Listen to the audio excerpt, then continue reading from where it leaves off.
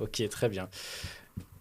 Donc je ne sais pas quand est-ce qu'il faut mettre les images, par contre, je suis désolé, Bruce. Ça va faire bien suivre ce que je raconte. Je sais même plus c'est quoi la première image, attends. Non, mais c'est préparé. Hein. Non, en fait, je l'ai préparé, mais il y a au moins un mois et demi. Ah oui, donc c'est la... Waouh.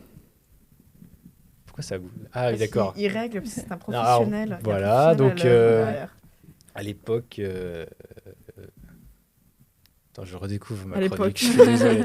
À l'époque. Il a dit. Voilà, donc on est dans une société qui prend beaucoup de photographies. Hein, Oui. apparemment, plusieurs centaines de téraoctets par jour de photos sont prises. Mais à un temps, c'était pas pareil. Et donc, je vais parler un peu de ce temps où avoir un support photo, c'était pas quelque chose de numérique. Donc, on parlera un peu après de ça. Et voilà, ça vient en fait de pendant les vacances, j'ai ressorti des vieux négatifs, des diapos, des vieilles photos de chez ma grand-mère. Et donc, voilà, j'ai une nouvelle passion maintenant, c'est numériser, retoucher des photos.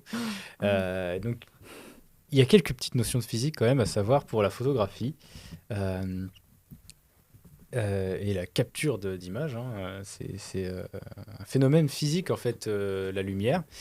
Donc, il faut connaître un peu de physique pour bien... Bon, ça va pas être trop compliqué, je vous rassure. Hein. Je vais juste dire que c'est une onde électromagnétique qui est similaire à celle utilisée en Wi-Fi, par exemple, ou par les réseaux de téléphone, mais c'est juste pas les mêmes fréquences. Donc, il faut savoir qu'on peut décomposer la lumière blanche en 3 couleurs composantes, qui sont le rouge, le vert, le bleu, traditionnellement. Et donc, si on les remélange, ça donne une couleur... une sensation de couleur. Donc, si on a le même niveau pour les 3 couleurs à peu près, on obtient une lumière à peu près blanche. Donc, je dis rouge, vert et bleu, mais on peut faire avec d'autres couleurs. Mais rouge, vert, bleu, c'est comme ça que fonctionnent nos yeux. Et donc, fonctionnent les écrans et la plupart des capteurs utilisés aujourd'hui. Et on les stocke numériquement, en tout cas de cette façon. Oui, voilà, on a trois comment ça s'appelle? On a 3 cônes. On a un cône qui capte chaque couleur.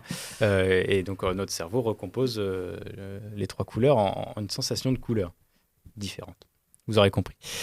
Donc, l'état actuel, c'est la photographie numérique, hein, comme on a parlé. Un capteur qui va convertir en tension électrique l'intensité de la couleur. Pourquoi, Bruce, tu me regardes si mal là? Et ensuite, on code numériquement les données.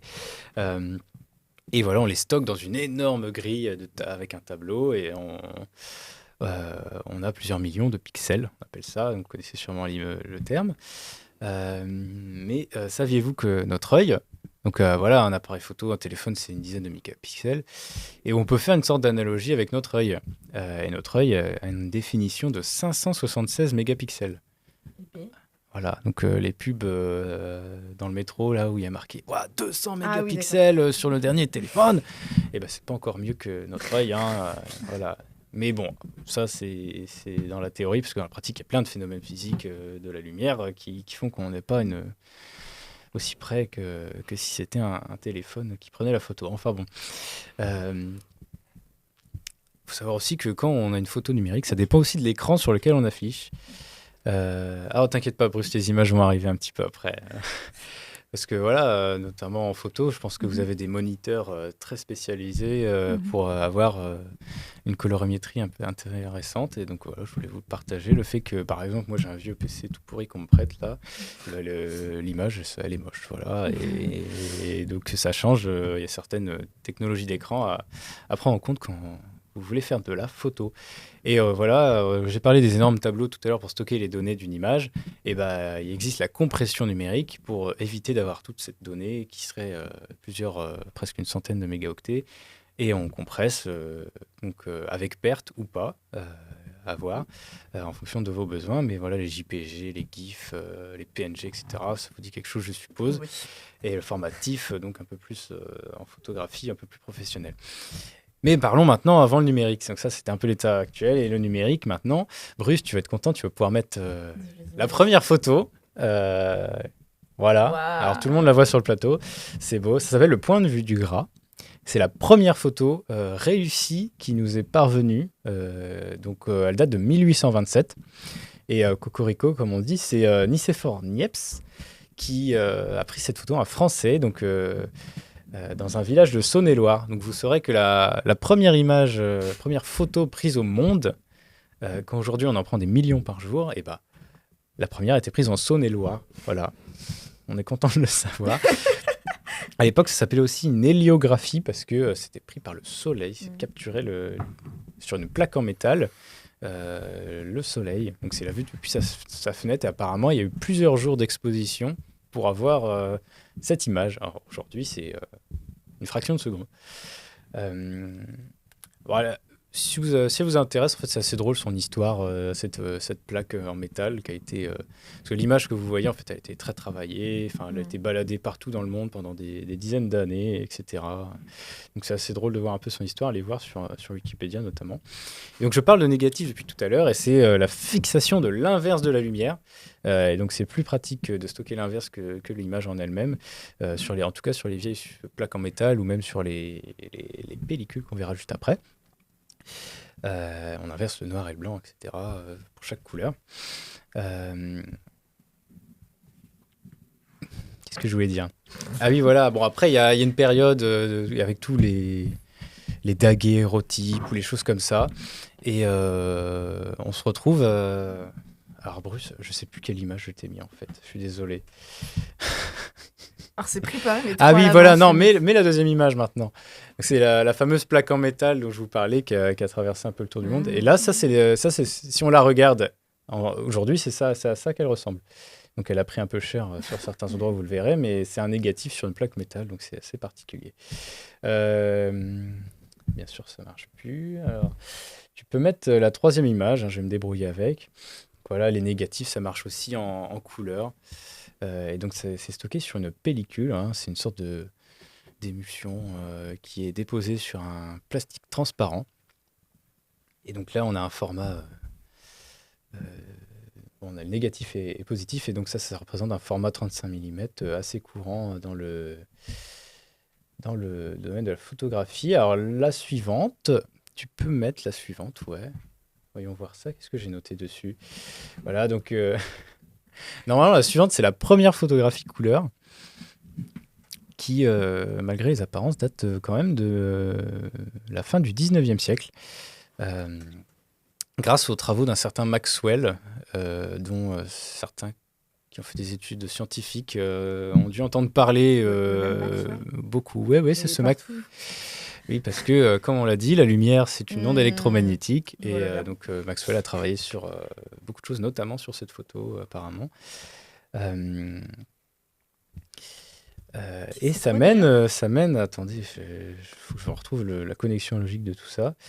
Ça mène.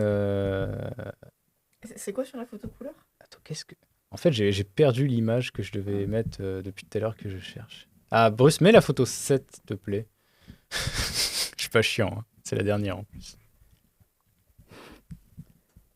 C'est ce que c'est sur l'image du coup ou pas Je sais plus. D'accord. Désolé. Ok. Voilà, là, c'est une photo qui date, si je retrouve, ça date de 1911. Alors, ceux qui regardent sur un bel écran, vous verrez que l'image est magnifique. En tout cas, pour 1911, une belle photo aux couleurs. Donc, c'est un émir à l'époque qui date d'une photo de 1911. Donc, on voit toutes les belles couleurs sur son habit et la décomposition ensuite en 3 composantes sur le côté. Donc ça, c'est les premiers progrès où tu as tout plein de reporters qui viennent dans le monde prendre des photos d'un peu partout, donc avant la Première Guerre mondiale. Et ensuite, après la Première Guerre mondiale, on aura une sorte de démocratisation de la photographie, que ce soit au début en noir et blanc, mais ensuite en couleur. Alors Bruce, je suis désolé, je suis trompé dans l'ordre de mes images, mais c'est pas grave. Tu peux mettre la photo 5, s'il te plaît. Voilà, donc je voulais en venir, c'est que donc on a eu tous ces négatifs qui ont été stockés et ouais, voilà, c'est la bonne image. C'est pas celle que je t'ai demandé, mais c'est la bonne image en fait. Ça c'est un négatif, donc c'est comme ça qu'on stockait les photos à l'époque, notamment avant et après la Seconde Guerre mondiale. On stockait aussi un peu pendant une période sur plaque en verre. Et donc on fait une réaction chimique avec la lumière qui vient se déposer sur ce support. Et donc tout l'intérêt aujourd'hui, c'est de les garder, de les archiver et aussi de les numériser Et donc, ça apporte plein de problématiques. Mais on a eu un format un peu plus courant. Donc, Bruce, tu peux mettre la 5 cette fois. Euh, Non, c'est pas celle-là, mais c'est pas grave, je peux en parler aussi, hein. C'est une photo, c'est la première photo couleur en fait. Non, non. Quoi? Qu'est-ce que je dis? Je l'ai déjà dit tout à l'heure, ça. Non, je l'ai mis en fait parce que c'est une très belle photo couleur, mais qui date de 1877. Alors c'est pas la première parce qu'on l'a vu tout à l'heure, mais c'est une vue d'Aix-en-Provence. Non, Agen. Je me suis trompé. Ouais, c'est Agen, voilà. Euh, J'espère que les sudistes, vous m'en voudrez pas trop d'avoir confondu Dodoroville. Voilà, j'ai un peu perdu le fil de ma chronique, mais voilà, en fait, je voulais vous parler un peu des diapositives qui est dans l'image. Ah, il y a 2 images 5, Bruce, en fait, c'était ça le problème. Ah, là, c'est la bonne, voilà, une diapositive. Donc, qui est en fait une pellicule positive, donc c'est une image positive qui est stockée dessus. Et donc, c'est le format le plus courant pour stocker les photos. Hormis le papier, donc que vous connaissez tous, mais donc on a eu les diapositives. Moi, j'en ai plein chez ma grand-mère. Et donc, comme ça, vous avez un projecteur lumineux. Et comme en cours aujourd'hui, on a le vidéoprojecteur, bah, à l'époque, on diffusait des diapos ou des transparents au tableau, notamment. Ça avait plein d'utilités.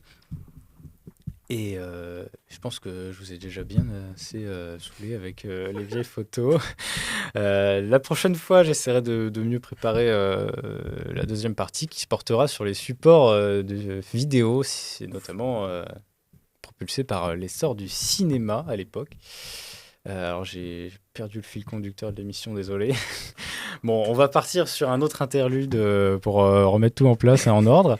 Euh, Cette fois, c'est toujours un extrait de la scène ouverte, mais de Décibel, le groupe de l'École nationale des ponts et chaussées. Alors les ponts, on appelle ça nous, mais si je dis trop rapidement, vous n'allez peut-être pas comprendre.